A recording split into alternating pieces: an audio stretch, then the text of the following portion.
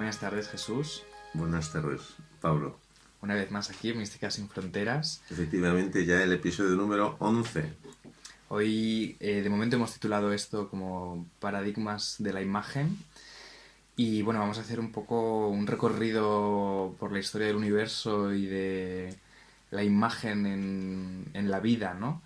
Y cuál ha sido nuestra relación con ella a través de la historia y en distintas épocas y bueno, centrándonos en un conflicto que se ha producido de distintas maneras, ¿no? A través de la historia, que es entre lo sagrado y lo profano, ¿no? Y esto de alguna manera es como que está muy conectado con la imagen. Entonces, vamos al principio de todo y si nos puedes contar un poco. Sí, antes de hablar de lo sagrado y lo profano, quería comentar sobre el título del programa, Paradigmas en la Imagen, porque quiero hablar del término paradigma y el término cambio de paradigma. Fueron términos acuñados por Thomas Kuhn en su libro La estructura de las revoluciones científicas. Entonces, ahí planteó que cada civilización en un momento espacial y temporal se mueve con un paradigma que es pues con todo el conocimiento que tiene de la naturaleza, de los libros, de las tradiciones, de las experiencias, de los experimentos, y eso da lugar a que, digamos, podamos valorar la realidad en función de esos paradigmas que constituyen, digamos, la definición de esa civilización. Pero a veces ocurre efectivamente un cambio de paradigma, es decir, aparece algo que hace que tengamos necesariamente que pensar desde otro sitio. Un cambio de paradigma puede ser que la Tierra no es el centro del universo, y ese cambio de paradigma pues fue fundamental, ¿no? Entonces también la imagen, la aparición, cómo concibamos la imagen y cómo se impuso en cada momento histórico ha creado cambios de paradigma. Pensamos el mundo de otra manera radicalmente distinta desde que existe la perspectiva, por supuesto. Y por supuesto pensamos el mundo de manera radicalmente distinta desde que aparecen ordenadores, internet, la red y la realidad virtual, ¿no? Entonces son dos buenos ejemplos. Pero esto ha ocurrido muchas veces a lo largo de la historia. Entonces vamos a hacer un repaso sucinto de momentos donde ha habido esos cambios de paradigma imaginales, podríamos decir, porque es la imagen la motora del cambio de paradigma, ¿no? Bueno, sí, o sea, yo quería añadir que bueno, nos basamos en un vídeo de resumen sobre Thomas Kuhn, que podemos dejar un link en la descripción, que es muy interesante. Sí. Pero es verdad que se centra bastante también como en las revoluciones científicas concretamente, ¿no? Bueno, en su caso concreto, claro. sí. Entonces, una de las cosas que creo que es interesante es cómo hay una serie de anomalías que no encajan con el mapa de la realidad que tiene ese paradigma, y esas anomalías como que se van acumulando hasta que de repente tienen la suficiente atención como para generar ese cambio, ¿no? O sea, que hay una serie de cosas que no encajan con la manera en la que estamos entendiendo el universo, ¿no? Y que se van quedando ahí en un cajón, claro, hasta que de repente se vuelven demasiado grandes como para no... Y de repente la integrar duda, eso, claro, genera como unos periodos distintos, ¿no? Entonces creo que estamos viviendo un periodo un poco así, ¿no? De reformulación de todo, y que hay otro investigador que recurre a un término un poco parecido, ¿no? Que es el de mind shift, ¿no? Como cambio mental, que es de Rick de Kerkhove, y que tiene también una conferencia muy interesante que podemos poner en la descripción, sobre el cambio mental digital, ¿no? Y cómo en realidad estamos siempre sufriendo cambios mentales, ¿no? En plan, como tomar una decisión u otra, pues es un cambio mental, pero que existen como cambios mentales masivos, ¿no? Que generan una relación con la realidad totalmente diferente, ¿no? Entonces, en el caso de este episodio, yo creo que nos vamos a centrar en distintos objetos y momentos históricos que han producido cambios de paradigma bastante grandes y generales, ¿no? No individuales, sino como culturales y bastante universales también, ¿no? Sí, sí, absolutamente. Muchas veces. Sí, de hecho son literalmente cambios de paradigma imaginales, en el sentido que son la imagen, y por supuesto hablaremos de los objetos que aparecen y que cambian una forma de ver la imagen, por ejemplo la fotografía, ¿no? En cualquier caso, tenemos que irnos muy, muy atrás, porque todo esto, como siempre, empieza hace mucho, mucho tiempo. Y en concreto, pues cuando el ser humano comienza a representar, a crear imágenes, son ya 40.000 años. La imagen ha tenido, a lo largo de estos 40.000 años, durante gran parte de esos 40.000 años, hasta prácticamente, bueno, hasta la aparición del judaísmo, la imagen ha sido sagrada. Es decir, la imagen era la representación, digamos, real de lo divino en la tierra. Era Dios. Esto, cuando aparece el judaísmo, pues el famoso segundo mandamiento, no harás imágenes, tal, lo que viene a quitarles la sacralidad a la imagen. Entonces, en ese momento la imagen se entiende como mera copia, porque no deja de ser, no tiene sacralidad, es una pura imagen profana.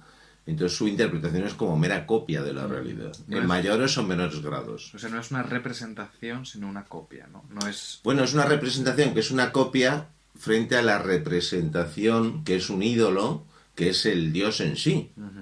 Esto sería en cualquier caso una copia de la propia naturaleza, de lo que ven nuestros ojos, en definitiva, y ahí vamos al realismo, pero por otro lado es también representación de lo divino. Pues una cosa es pintar un árbol y otra cosa es pintar a Dios, o al Dios de esa fuente, o lo que sea, ¿no? Entonces la imagen siempre ha estado teñida de una sacralidad que con la aparición del judaísmo desaparece. Eso ya, por supuesto, es un primer cambio de paradigma trascendental. Este cambio está relacionado con la revolución de Akenatón, la eliminación de todos los dioses salvo el sol físico que está en nuestra realidad. De todas las tumbas, de todos los enterramientos desaparecen todos los dioses y solo hay escenas de la vida diaria, realistas. Entonces, esto es un primer momento. Estamos hablando de 1372 antes de Cristo. Estamos hablando de 1350 antes de Cristo. Menos, sí. Eso es. Akenatón está muy bien fechado, porque bueno, hay muchos documentos y demás, o inscripciones. En cambio, Moisés no. Se supone que es un poco posterior, pero no está clara las fechas, pero andamos por el año, digamos, 1000 antes de Cristo. Entonces aparece el monoteísmo judaico de Moisés, un poco como reacción al monoteísmo de Akenatón, y esto lo estudia un egiptólogo muy interesante que es Jan Assmann, que donde habla pues uno de sus libros, Moisés el Egipto, interpreta a Moisés como un sacerdote de Akenatón, digamos renegado y huido, varias generaciones después, pero con el trauma que supuso Akenatón, digamos que Moisés y el judaísmo lo reinterpreta prohibiendo no solo las imágenes sagradas de dioses, los ídolos, sino también la representación realista. En el tema de la imagen, frente a la imagen realista que promueve Akenatón, no las imágenes de los dioses, porque han dejado de haber dioses, pero las imágenes realistas de la naturaleza y de la realidad que vemos con los ojos. El segundo mandamiento, digamos que el primer mandamiento prohíbe cualquier imagen sagrada, solo hay un Dios, entonces no puede haber representaciones. Pero el segundo mandamiento, de hecho, se centra más en la imagen realista. No representarás lo que ves con tus ojos, ni lo que está debajo de la tierra, ni lo que está sobre la tierra, ni en el cielo, pero lo que ves con tus ojos, ¿no? Entonces es, digamos, una doble prohibición. Esto supone, por supuesto, un cambio de paradigma radical, ¿no? Que la imagen pase a ser algo, por un lado, profano, ya no contenga nada divino, y por otro lado, se equipara con una mera copia, pues hace que estos impregne a muchas civilizaciones de la época. Por ejemplo, también la clásica. O sea, todo el tema de Platón, la imagen, pues eso la considera una copia, y entonces hasta los artistas los expulsa de la de la República, o sea, hay muy mala prensa en la imagen en Platón. Y se filtra, de hecho, también al cristianismo. Y de hecho, San Agustín el que arremete contra el concepto de ídolo egipcio. Recordemos que los primeros siglos del cristianismo se desarrollan en un ambiente casi greco-egipcio, más en Alejandría que en Roma, digamos. De hecho, Agustín de Hipona, San Agustín es de cerca de Cartago, Túnez, tampoco estaba en Roma. Entonces, en ese mundo greco-egipcio seguían muy vivas las tradiciones pues de ídolos, de talismanes y todo esto. Y Agustín arremete muy claramente, se sitúa en la ciudad de Dios muy en contra del uso de cualquier tipo de imagen. ¿Esto en qué año estamos hablando? Estamos hablando ya del siglo IV después de Cristo. Esos primeros siglos, pues eso, el cristianismo se define por muchas sectas, grupos, en Roma, en Alejandría, hasta en Cartago, y ya con Constantino en el principio del siglo IV se fija ya la doctrina cuando se acepta la religión como oficial del imperio. Y bueno, pues a partir de ahí se empieza a fijar la doctrina. Y de hecho son los primeros padres de la Iglesia, uno de los cuales, que es el más importante, de hecho, es Agustín de Hipona, San Agustín. Entonces esta tradición, donde por supuesto a la imagen se le quita todo tipo de sacralidad, impregnó todos los siglos, lo que se viene a llamar Alta Edad Media, ¿no? Hasta los siglos pues 10, 11. La imagen en esos siglos pierde ningún tipo de carácter sagrado. De hecho, por ejemplo, en el Imperio Bizantino tenemos la crisis de los iconoclastas, siglo 7-8, que duró un siglo. Después el Imperio, por ejemplo, carolingio, Carlomagno y demás, siglos 9, es totalmente anicónico. Se impregna de ese aniconismo que viene de ese primer cristianismo y que viene de las... También acaba de aparecer el Islam, siglo VII, que es totalmente anicónico también. Entonces todo eso impregna y sigue impregnando a la cultura europea, cristiana, proto-occidental, digamos.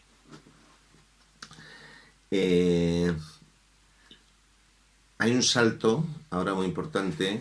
Vamos llegando ya, quiero llegar en 5 o 10 minutos a Brunelleschi, que es donde empezaría un tipo de imagen en la que estamos aún, ¿no? Entonces hay un nuevo salto que se produce en Occidente en cuanto al imaginario, un nuevo cambio de paradigma, que es el producido por la Revolución Gregoriana, Gregorio VII, vamos a unos mitad del siglo XI. Pues la Iglesia se está quedando, está siendo muy criticada por un comportamiento moral que dista mucho del de Cristo.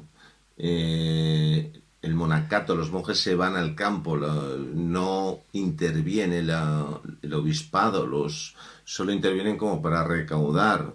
Entonces, junto con esta mala prensa, digamos, interior, se produce también una mala prensa exterior, en el sentido de que con todo el conocimiento que estaba produciéndose ya en el mundo islámico, islamizado árabe persa, pues claro, la Iglesia está quedando muy atrás y tiene que poner en marcha una renovación muy profunda que afecta muy fundamentalmente a la imagen. Porque esa renovación, lo que en última instancia viene a querer reintroducir dentro del cristianismo de alguna manera, es la sacralidad de la imagen. No solo de la imagen, sino la posibilidad de la sacralidad en la tierra. Es el momento de los grandes milagros, es el momento de las reliquias. Siempre había habido, pero se potencia muy especialmente. Porque la posibilidad de milagros o esa relación con las reliquias implica aceptar la sacralidad en la tierra y de esos objetos, ¿no? Efectivamente, de hecho está el tema del infinito, tema que tanto en la tradición judeo-cristiana como en la pagana, pues es anatema total. De hecho, el apeirón, creo que se llama en griego, Aristóteles habla muy en contra de la posibilidad de la existencia del infinito, porque no podemos pensar sobre algo que es irracional. Es como los números irracionales. El infinito es un concepto que queda fuera del pensamiento, debemos incluso, digamos, evitarlo, eludirlo. Esto ocurre lo mismo también en la tradición cristiana, puesto que toda sacralidad de la tierra, incluso el concepto de infinito, queda prohibido, digamos, o desterrado. Pero parte de esa recuperación de la reforma gregoriana pasa por una especie, digamos, de reintroducción de la sacralidad, entre otros temas, de la imagen, y de ahí la imagen empieza a ser justificada por Tomás de Aquino, por ejemplo. Empieza a decir que, bueno, sí, no es un ídolo, quien vemos ahí en esa imagen no es Cristo, no es sagrado, pero se le debe venerar como si fuera sagrado. Quemar una imagen de Cristo es tan grave como hacerle una ofensa a Cristo. Entonces es un concepto muy distinto que reintroduce la sacralidad de la imagen en Occidente, de hecho. Y reintroduce el infinito también, ¿no? ¿Perdón? Y reintroduce el infinito.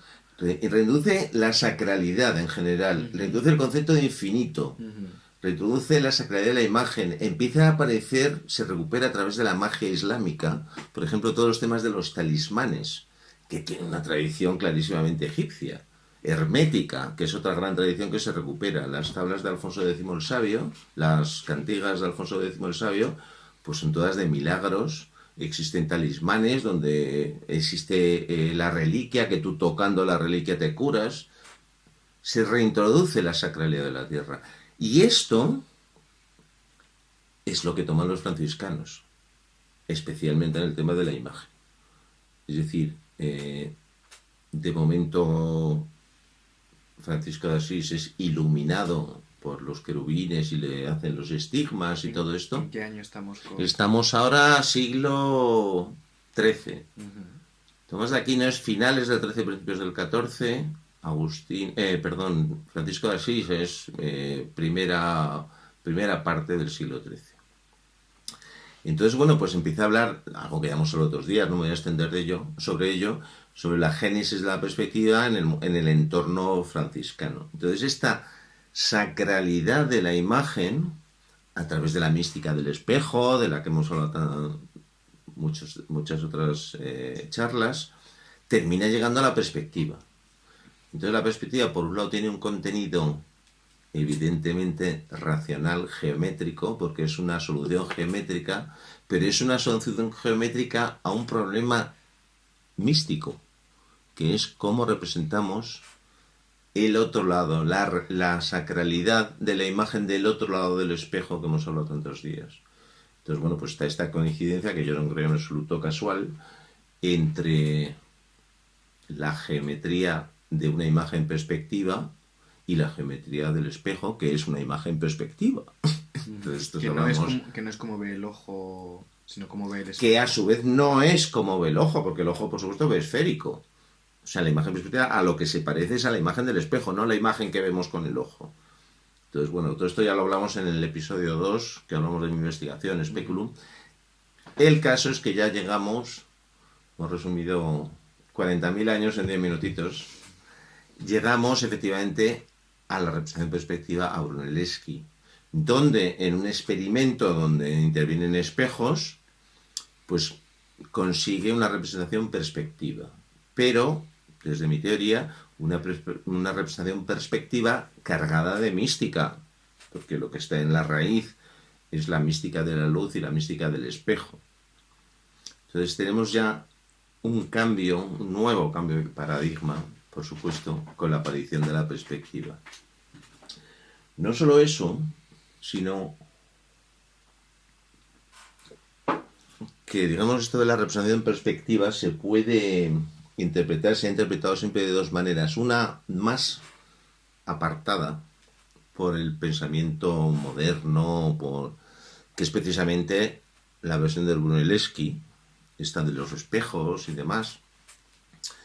Pero parece que a partir de las vidas de Vasari, finales del XVI, Brunelleschi, principios del XV, Vasari escribe las vidas, y uno de ellos es Brunelleschi, donde no habla de los espejos. Vasari solo habla de que hay una construcción geométrica que aparece por primera vez en el Tratado de Alberti de 1435. Alberti dedica ese tratado a Brunelleschi, está claro que el padre de la perspectiva es Brunelleschi, pero el que primero da una regla geométrica es Alberti. Una regla geométrica donde, por supuesto, está excluida toda magia. Alberti no habla en ningún momento ni de los franciscanos, ni de la mística de la luz, ni del espejo, ni de nada. Dice, si usted quiere hacer una posición perspectiva, se hace de esta manera. Entonces, ¿qué ocurre? Que nuestra tradición occidental, moderna, solo ha hablado de esa manera. Tú le preguntas a un estudiante medio de Historia del Arte, ¿cuándo empezó la perspectiva? Con el Tratado de Alberti de 1435. Muy poca gente conoce, de hecho, el dibujo perspectivo de Brunelleschi, la pintura, que parece que fue una pintura, de 1425, 10 años antes. Y claro, antecedente del libro de Alberti. El libro de Alberti es un recetario de cómo se construye una perspectiva, pero despojándola de mística. ¿Qué ocurre? Que ese es otro gran cambio de paradigma. La imagen perspectiva pierde su sacralidad. Y es esa interpretación de la imagen perspectiva sin sacralidad la que triunfó en Occidente hasta nuevo orden. Vale, pues si podemos continuar igual por cómo se entiende esa relación con lo imaginal, lo sagrado y lo profano en un periodo ligeramente posterior, que es el barroco. Efectivamente. Que bueno, como Claro, llegamos del Renacimiento un poco al sí, barroco. Yo hablaba en el primer libro de que hay, curiosamente o no tanto, las épocas, digamos, más tendentes a una racionalidad o a una irracionalidad o a una... En Occidente se han ido sucediendo unas a otras. Tenemos el barroco, una época, en la Edad Media una época en principio oscura. Bueno, tenemos la Grecia clásica, el momento de máxima luz y los romanos. Luego la época oscura de la Edad Media, luego la época otra vez luminosa del Renacimiento, luego la época extraña del barroco. Y luego la época del neoclasicismo, otra vez una época aparentemente racional, ¿no? Entonces tiene mucho que ver, porque efectivamente es una reacción frente a esa imagen pretendidamente científica y objetiva del Renacimiento, pues eso empezó a hacer quiebra a partir de la Reforma Protestante. La Iglesia pone en marcha la Contrarreforma y ahí vuelve a haber un cambio de paradigma extraordinario, vamos, fundamental, ¿Cómo fue en el concepto de imagen. Ajá. La imagen pasa a tener, de hecho, de alguna manera, más realidad que la propia realidad. Lo mismo que hemos hablado en otros episodios, de cómo el espejo tiene más realidad que la propia realidad, porque al ser nosotros un espejo de lo divino, pues lo que está al otro lado del espejo físico no deja de ser una metáfora de lo divino, porque nosotros no dejamos de ser un reflejo también de ese espejo. Entonces ese concepto se recupera extraordinariamente en el barroco, y bueno, pues es la base de todo el imaginario barroco y por supuesto de todo el teatro barroco, el gran teatro del mundo, la vida de sueño, todo esto que yo estudié en el libro sobre Velázquez, ¿no? Entonces efectivamente ahí la imagen pasa a ser, o sea, se olvida uno de la imagen perspectiva y la imagen viene mucho más definida por efectos escenográficos, por efectos lumínicos, por engaños visuales. Que cuestionan esa noción de perspectiva, de hecho. Se cuestiona, ¿no?, radicalmente se falsea, como en el caso de la objetividad de la imagen. Porque de lo que estamos hablando es que esa imagen no solo se desposee de ningún tipo de sacralidad, sino que se convierte en objetiva. Es decir, se establece esa equivalencia entre lo que ve el ojo y la imagen perspectiva, que de entrada es falsa. Porque repito que el ojo ve tridimensionalmente, es el mismo problema, ya hemos dicho alguna vez, cómo representa el globo terráqueo en dos dimensiones, siempre hay deformaciones. Entonces, en ningún caso la imagen perspectiva puede ser equivalente al ojo en ese nivel. Mucho más equivalente, repito, es la imagen del espejo, no la imagen visual. Entonces, esa pretendida objetividad de la imagen perspectiva es, digamos, contra la que se posiciona o se coloca o se pone el barroco. A su vez eso tiene efectivamente una reacción a partir del neoclasicismo, todo lo barroco pasa a ser irracional. Porque ¿cuál es la relación, por ejemplo, del barroco con la mística? Bueno, es que obviamente dentro de una imagen que sustituye a la realidad, la mística está en todo. Es decir, si consideras que la imagen tiene más realidad que tu propia realidad, que no deja de ser un sueño, pues cargas a la imagen de toda la mística que quieras, ¿no? Porque pasa a ser más allá de sagrada, es la auténtica realidad. De hecho, la cuestión del sueño, por ejemplo, conecta con el sueño de Vishnu y con este tipo de lecturas incluso budistas. Sí, bueno, ¿no? es que también, igual como hemos hablado de épocas en Occidente, Claro, es que es una... donde las épocas más racionales y más imaginales se van como alternando, pues lo mismo ocurre en otras muchas culturas. Entonces, en el hinduismo, efectivamente, la realidad se considera que es el sueño de Vishnu, que se quedó dormido en el loto y soñó el universo. Entonces, y eso a través de Pirro, del filósofo escéptico que acompañó a Alejandro Magno a la India, filtró Occidente y llevó por traducciones de Epícteto, uno de sus alumnos, al barroco español. Entonces, todos estos paradigmas de la imagen no solo son cuestiones, por supuesto, que se dan en Occidente y tal, sino todo está impregnado de una multiculturalidad. Vamos, ya hemos hablado tantas veces de que sería imposible considerar el desarrollo de Occidente sin pues todo lo que entra, no solo científico, por las traducciones. Sí, de hecho es que no tiene ningún sentido árabes. hablar de Occidente. Bueno, es que el concepto de Occidente, como todos, es un invento. Sobre todo, lo que es un invento es el supuesto nacimiento virginal de Occidente, que aquí se nos ha ocurrido todo de cero. Sí, esa Desde narración. los griegos, esa es la que, por supuesto, ya a estas alturas es imposible de defender, ¿no? Claro, Porque y de hecho, la historia que hemos contado hasta ahora es un cuestionamiento de esa misma idea, ¿no? O sea, igual nos hemos centrado un poco en una serie de hitos, ¿no? Y de personajes importantes en la historia del cristianismo, ¿no? Sí, sí. Pero al final, por muchos lados, todas estas cosas están pues conectadas con Egipto, con el Islam, con el hinduismo, ¿no? O sea que no, en ningún momento estamos solo hablando de... Es constante, ya no tiene ningún sentido plantear... digamos, te llego hasta lo de arte español, arte francés, es que no tiene arte español, pues estás todo el rato hablando de Italia, como mínimo. Y en la iglesia de Quintanilla de las Viñas románica hay unas figuras que solo aparecen en edificios persas del siglo VII y están en Burgos.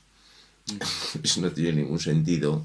Vamos, hay temáticas que se repiten muy en esa época en Oriente Medio, ¿no? Entonces, claro, es absurdo intentar hablar solo de lo occidental o no. A mí el término occidental está muy cargado, como todos, de muchas connotaciones, pero a mí me interesa como un término, digamos, inventado por Occidente. Como constructo, sí. Claro, como lo que ellos creen o nosotros creemos de nosotros mismos, ¿no? O sea, esa forma de diferenciarnos del resto del mundo. Está Occidente y lo otro. Sí. Y de hecho esto, cuando realmente se genera parte de ese discurso, es con la Ilustración y con la modernidad, ¿no? Que es un periodo que reacciona contra el barroco de varias maneras, ¿no? Entonces, ¿cómo es ese viaje del barroco a la Ilustración, por ejemplo, ¿no? Claro.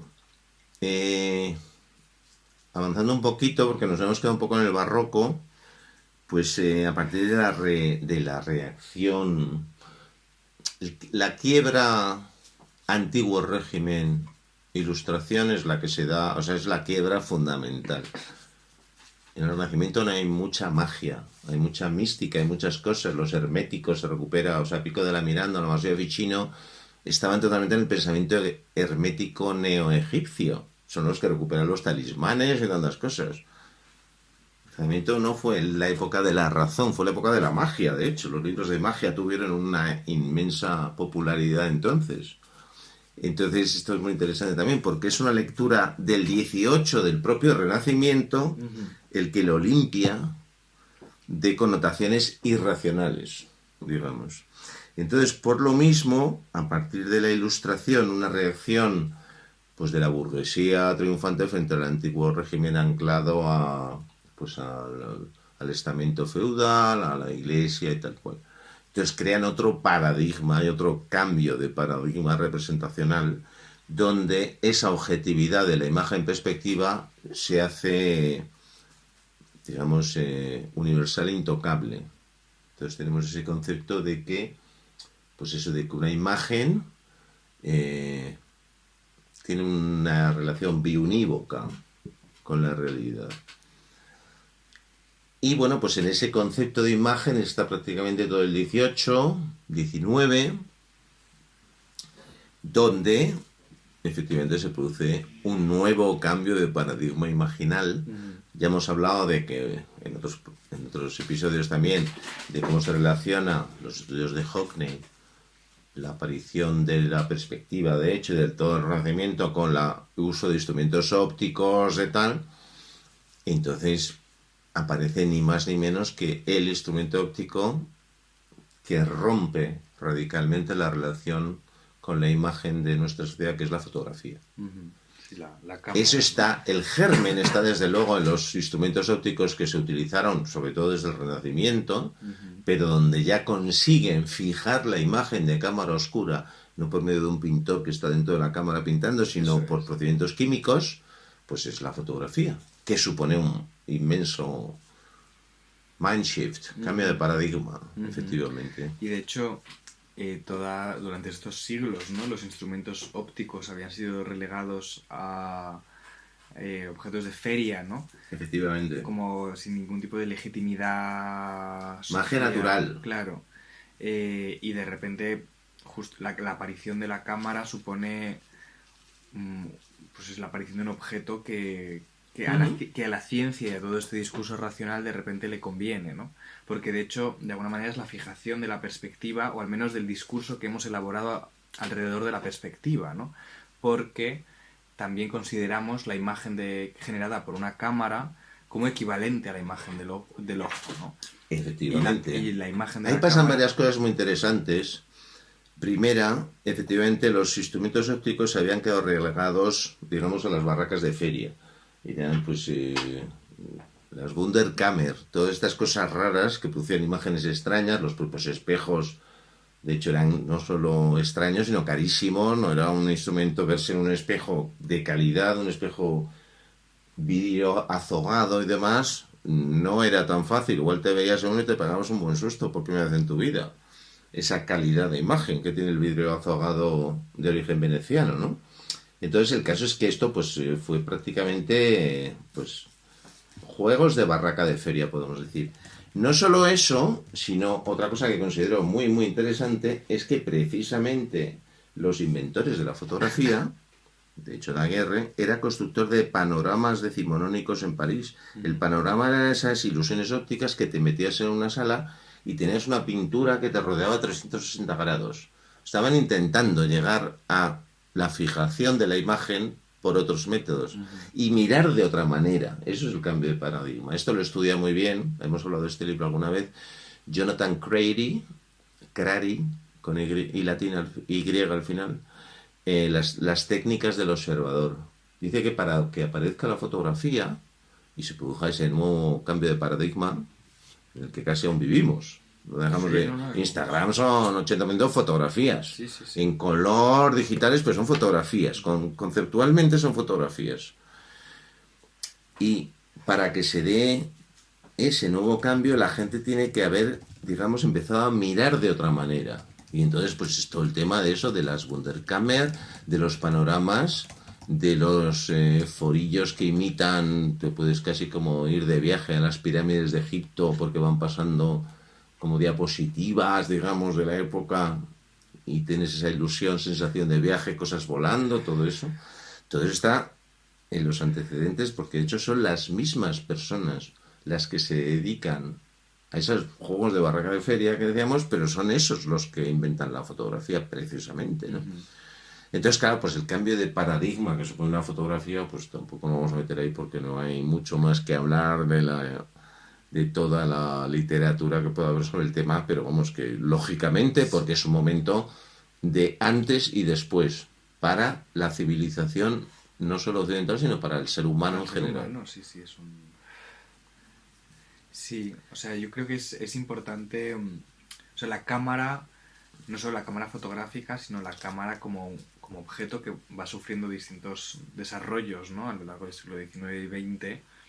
A finales del siglo XIX, pues es la invención del cine, de alguna manera, pero invención y a la vez descubrimiento, ¿no? Porque es como, en realidad, todo un desarrollo también Ujú. de, ya no solo de fijar la imagen, sino la ilusión. El cine es una ilusión y dedicamos, de hecho, un capítulo a esto también, de 24 fotogramas por segundo, ¿no? Entonces, tú estás viendo en realidad fotografías, pero Pero tu estás... ojo lo lee, la Claro, persistencia retiniana eso es. famosa, tu ojo Eso lo lee es. como un continuo, no ve los Eso es. saltitos, no le da Claro. tiempo a ver los saltitos. Entonces yo creo que el cambio de paradigma igual sí que es interesante detenerse un poco en, por un lado, esa ilusión de objetividad que genera la imagen fotográfica, igual que generaba la imagen perspectiva, ¿no? Que yo creo que es muy importante esa relación entre perspectiva y cámara, eh, pero también la relación eh, con la magia y la vida, ¿no? Porque la primera vez que la gente ve una imagen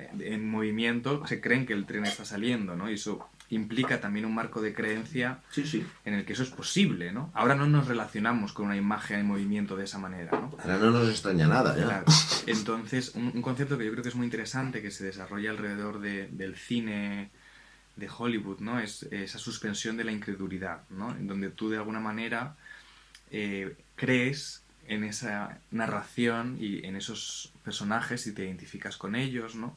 Es muy relacionado con el teatro, con Aristóteles y todo, ¿no? Pero como de alguna manera crees en esas imágenes, ¿no? Y estableces una relación que aunque sean ficcionales, pues de alguna manera son reales, ¿no? Y, y bueno, ese cambio pues a través de la televisión, por ejemplo, ¿no? Todos los hogares del mundo empiezan a ser alimentados con imágenes, ¿no? Lo que pasa es que es una relación más unidireccional, ¿no? Y el gran cambio pues es la aparición, por ejemplo, de las cámaras digitales, en donde yo estudié esto en mi trabajo de fin de grado, ¿no?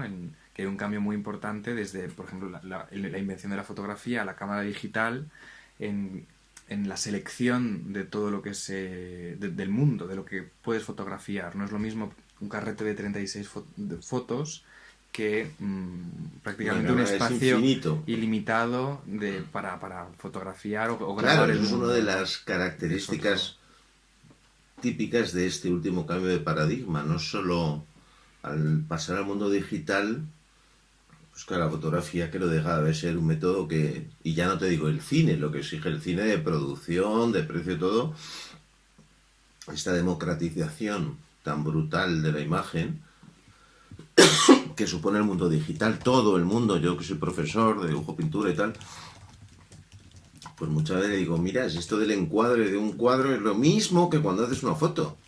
Tienes que ver qué encuadre, si la persona queda muy pequeña, muy grande, si el bodón queda lejos, cerca. Entonces ese mundo quedaba, desde luego, o sea, solo en manos de pintores. Nadie veía con ojos de fotógrafo ni de pintor. Ahora todo el mundo ve con ojos de fotógrafo, porque todo el mundo hace fotos. Y te planteas si el monumento me queda recto, torcido, grande, pequeño, si te corto las piernas o no. Todo este tipo de cosas, ¿no? Eso sería como el último cambio de paradigma en el que estamos inmersos ahora, ¿no? Pero de hecho, desde la aparición de la fotografía hasta este último mundo, ¿sabes estas teorías de que los ciclos humanos son de una velocidad y poco a poco ven siendo cada vez de más velocidad? Bueno, pues un ejemplo clarísimo es el mundo de la imagen en Occidente, porque es que tenemos cambios de paradigma tan gordos, tan importantes como los que hemos visto. En el año 40.000 se empiezan a producir imágenes sagradas. En el año 1000 y pico aparece la imagen profana. El cristianismo son otros 1000 años después. Santo Tomás son otros 1000 años. No, es que ahora desde la aparición de la fotografía tenemos cambios de paradigma que no, sin parar. Sí, sí. Resumiendo, la fotografía, por supuesto, el arte y cómo influye la aparición de la fotografía en el impresionismo, porque el impresionismo se desliga de la necesidad de representar realistamente, para eso ya están las fotografías. Entonces empiezan otras investigaciones. O sea, el cambio del arte, en el campo del arte también un cambio de paradigma brutal. Ya no te digo cuando llegan las vanguardias más oficiales, Picasso, el cubismo, rompe precisamente el paradigma perspectivo. O sea que eso también barre una forma, yo siempre últimamente le estoy dando muchas vueltas a la vanguardia como auténtica posmodernidad, no como modernidad, porque la modernidad se define por la superioridad de Occidente y del arte occidental, por supuesto, por la superioridad científica y demás, por la perspectiva. Entonces llega Picasso y copia esculturas africanas y se carga la perspectiva. Entonces, y ya no te digo otros muchos, o sea que es van a la línea de flotación de Occidente. Bueno, y que de alguna manera están, a través de la imagen y de la creación, siendo precursores de algo que en filosofía, por ejemplo, tarda hasta los años 70-80 en llegar, ¿no? O sea, en asumir esa... La deconstrucción de Derrida, ¿no? Claro, claro, esa pérdida de realidad de la realidad, ¿no? Que es sobre como todo esa cosa... pérdida de concepto monolítico, piramidal de la realidad. Hay un órgano, digamos, de poder que dice lo que es la realidad, lo que emite la televisión, lo que... Claro, yo creo que uno de los conceptos así que no sé mucho al respecto, pero que le doy muchas vueltas, es un concepto que está muy en boga ahora, que es el de posverdad, ¿no? Que ha salido a raíz de todo el mundo de las redes sociales y de la extrema derecha y los bulos y tal. Las mentiras siempre han existido, ¿no? La cuestión es cómo mentimos hoy.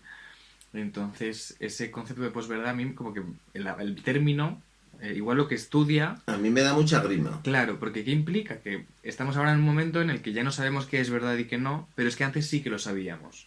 Eso es. Entonces, claro, me parece muy incoherente cuando hay un montón de luchas sociales que están cuestionando precisamente esa verdad la verdad unívoca. De la modernidad. Claro, por entonces supuesto. Es como por todos lados, ¿sabes? Eso se está siendo cuestionado. Entonces es como que como con la imagen de repente nos clavamos al cielo porque ya no sabemos qué es realidad y qué es ficción. El término posverdad implica que hay una verdad que por supuesto decido yo. Eso es. Y que, entonces de repente anhelamos porque la hemos perdido y entonces ahora estamos en este mundo en el que ya no se sabe, ¿no? Es como, bueno, antes lo que parecía verdad en realidad eran mentiras o ficciones al menos, entonces no es que... Bueno, el sueño de la razón, claro, que produjo monstruos, efectivamente.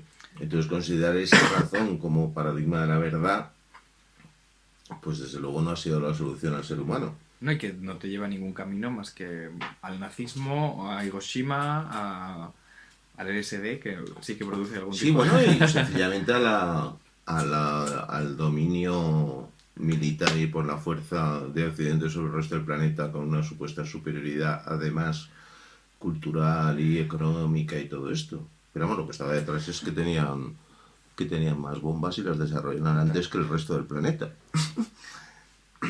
Entonces, bueno, hay un cambio importante, claro.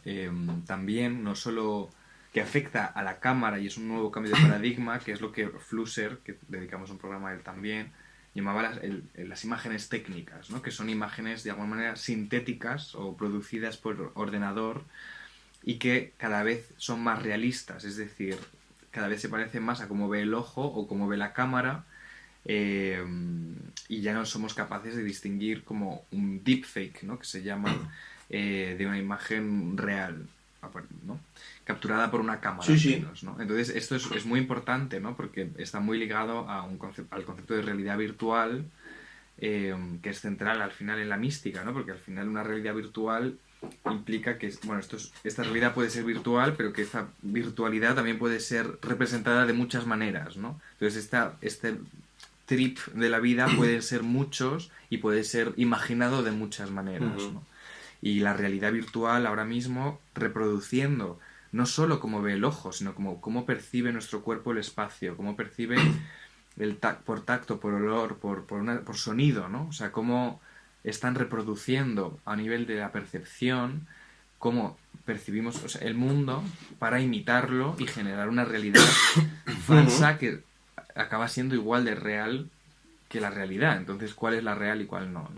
Y esto, sin esas imágenes, o sea, no solo la cámara, sino las imágenes producidas por el ordenador, ¿no? Que es un cambio que afecta a la cámara. Claro, primero suponer que hay una frase de Nabokov, Vladimir Nabokov, el de Lolita, que decía la palabra realidad debe ir siempre entre comillas. Entonces, claro, no puedo estar más de acuerdo con Nabokov. Y qué concepto que tienes tú por realidad. hay un tema muy interesante que enlaza precisamente el comienzo de la fotografía con la situación actual, con la imagen digital, de lo que habla precisamente David Hockney en su libro El conocimiento secreto. Al final habla de este tema que me parece muy interesante, que es lo siguiente. La reproducción fotográfica es muy fiel a la realidad, pero es muy poco modificable. Cuando, yo no sé si tú te acuerdas de cuando se revelaba en papel, pero si querías que no apareciera algo lo tenías que tapar, se notaba mucho, había trucos, pero vamos, son conocidos manipulaciones fotográficas, por ejemplo, cuando Stalin borró a Trotsky de las fotos de la Revolución Rusa. Bueno, todo eso es un juego de niños en comparación con lo que supone la imagen digital. Entonces, precisamente lo que habla Hockney es como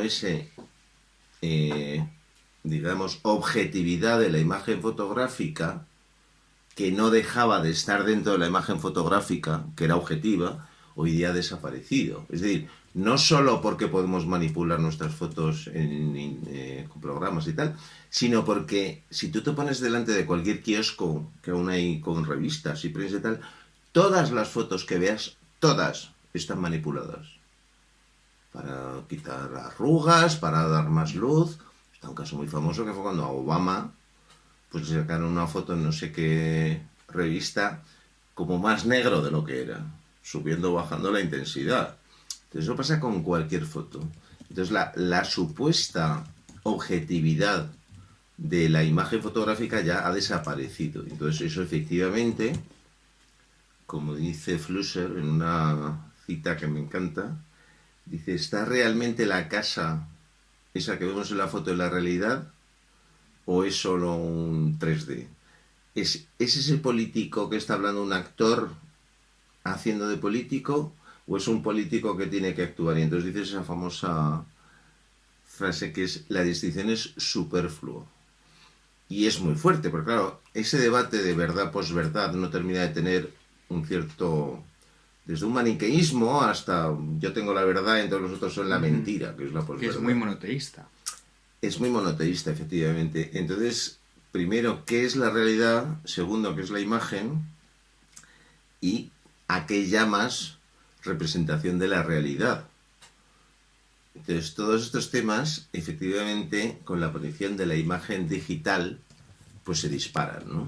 Entonces ya volvemos a un mundo donde la producción de imágenes dista mucho de intentar ser lo que fue con la fotografía, que fue, digamos, un intento de objetivar, que por supuesto es el mismo intento de la perspectiva, objetivar la imagen.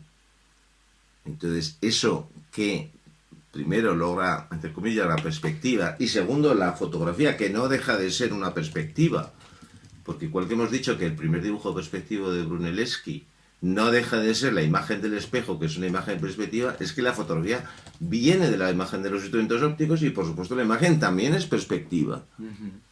Entonces, podríamos hablar de una especie de profanación también de la imagen, de la cámara, igual que se profanó la imagen perspectiva. O sea, en vez de... Porque al principio, me contaste hace poco, ¿no? Cómo era la relación con la imagen cuando las cámaras aparecen, que era como... No sé cómo lo que me contaste, ¿no? Pero era... ¿Cómo era esa relación? Cuando la cámara se inventó, ¿cómo era esa relación con la imagen? ¿Y cómo es esa imagen, esa relación ahora, ¿no? Antes Bueno, había algo sagrado cuando se inventa la fotografía, ¿no? Sí, no solo eso, incluso más cuando se inventa el cine, ya no es que sea una imagen fija de la realidad, porque hablando contigo el otro día, claro, es que en el fondo, la imagen fotográfica no es en absoluto real, porque no podemos parar el tiempo. Sí, Pues no, una imagen fotográfica, y bueno, sabes que es una representación con un cuadro muy bien hecho, tal, pero no es real, porque el tiempo no lo puedes detener como lo detiene una imagen fotográfica. En cambio, el cine es mucho más parecido a la realidad y, por supuesto, por eso es mucho más, digamos, embaucador. La imagen en movimiento te la crees mucho más, te lleva a otra realidad, mucho más todavía que la fotografía, ¿no? Entonces, claro, por supuesto no hubo cambio de paradigma. es muy interesante, una pequeña cuña, que no solo Daguerre estaba en el mundo este de las casetas de feria, de los trucos ópticos, y luego se inventó la fotografía. Es que la propia origen del cine, los efectos especiales del cine, todos conocemos a Georges Méliès. Bueno, Georges Méliès fue durante 15 años el director de trucos, de efectos escenográficos del mago Houdini. O sea, otro que viene de las casetas de feria. Y de pronto se inventan los efectos especiales en el cine. Entonces, fíjate la conexión con estos mundos. Otro tema muy interesante, tantos, es no solo, o sea, es la popularización de la imagen, porque la imagen primero había sido primero había sido sagrada y luego fue profana, pero pertenecía a quien podía hacer la imagen. Velázquez era el pintor de cámara del rey, era el único al que se le permitía retratar al rey en directo. Luego de esos cuadros se hacían copias y de ahí se hacían grabados y monedas y medallas y lo que sea. Pero fíjate qué potente es que tú eres el único que puede retratar al rey. Eso se democratiza, por supuesto, con la fotografía y todavía más con el cine. Aunque ocurre que el cine es un método, y el cine a continuación la televisión, son formas de comunicación pues muy caras. Eran muy caras. Eran, claro, cuando aparecieron. Entonces, claro, pues estaban muy controladas por un sistema económico, empresas, las grandes multinacionales, Metro Goldwyn Mayer, todas estas, las televisiones. Sí, pero eso ha cambiado. Ahí vamos, el último cambio de paradigma en el que aún estamos. ¿Cuánto vamos de tiempo, por saber? 53. Vale, pues ya acabando con esto, sí. El último cambio, ya hemos hablado de este último cambio de paradigma, por supuesto, pero efectivamente estamos en este mundo ahora donde la democratización de la producción de imágenes, pues es que ya no dependes de nadie. O sea, igual que ya si un grupo de música pues quiere hacer su música, se lo graba ellos, lo produce ellos, lo cuelgan en la red, etcétera, pues lo mismo con la producción de fotografía y cine. Entonces, el gran último cambio de paradigma es que todos pasamos a ser no solo consumidores, sino productores de imágenes.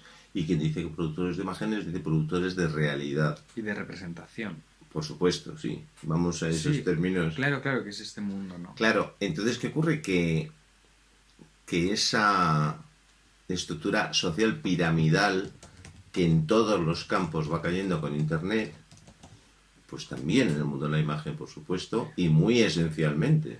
Bueno, es que ha coincidido la aparición, desarrollo de Internet con la democratización de las cámaras, ¿no? Entonces, sí, porque son dos cosas distintas. O sea, Internet podría ser puramente textual. Sí, sí. Es un Internet posible. Empezó siendo texto solo. Claro. Pero el desarrollo de los ordenadores primero, que son importantes, pero salvo para videollamadas, como se utilizan ahora, la cámara del ordenador, que es una cámara muy presente en nuestras vidas, la utilizamos solo para las videollamadas. No es una cámara que utilicemos tanto. La cámara fundamental es la del teléfono móvil, ¿no? Claro. Que claro, yo como estudiando la cámara estoy pensándola como un instrumento de representación, ¿no? Como un objeto que a diferencia de pues este vaso, ¿no? Este vaso es un objeto igual que la cámara es un objeto, ¿no? Lo colocamos en la misma categoría de cosas, ¿no? Pero este vaso pues está de alguna manera diseñado para que yo beba en él, ¿no? Para que contenga un líquido. Pero la cámara como objeto tiene una serie de significados y genera una serie de cambios en la realidad que solo con la presencia de una cámara ocurren cosas en el mundo, ¿no? A veces funciona ese significado que tiene de vigilancia, pero otras veces no funciona. Y ocurren cosas muy interesantes, ¿no? Pero claro, yo creo Claro, no solo eso, sino que efectivamente es que ahora tenemos la posibilidad, por supuesto, que con esos métodos, digamos, las estructuras de poder nos tienen más vigilados, es cierto, obvio.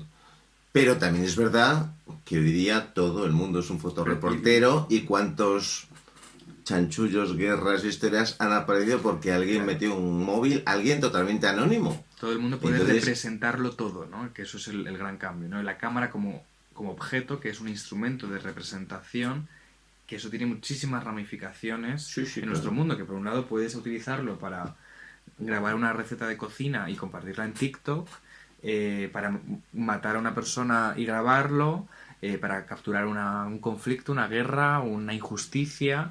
La cuestión es que es un objeto que está ahí y depende de cómo lo utilicemos. Absolutamente, ¿no? Absolutamente. Vamos a ir cerrando, porque ¿a dónde nos lleva esto? Y entonces vamos a terminar con una especie de utopía de nuestro querido admirado gurú Terence McKenna, que es este personaje que, bueno, pues comenzó en la América de los 60, conoció a todos los grandes, a los Huxley, la Beat Generation. Y bueno, él ha estudiado mucho el uso de sustancias psicoactivas en relación con las que se tomaban habitualmente en cualquier religión o tal, desde el soma védico y demás, pero también muy relacionado con la recuperación de lo arcaico y la recuperación de esas raíces en el ser humano.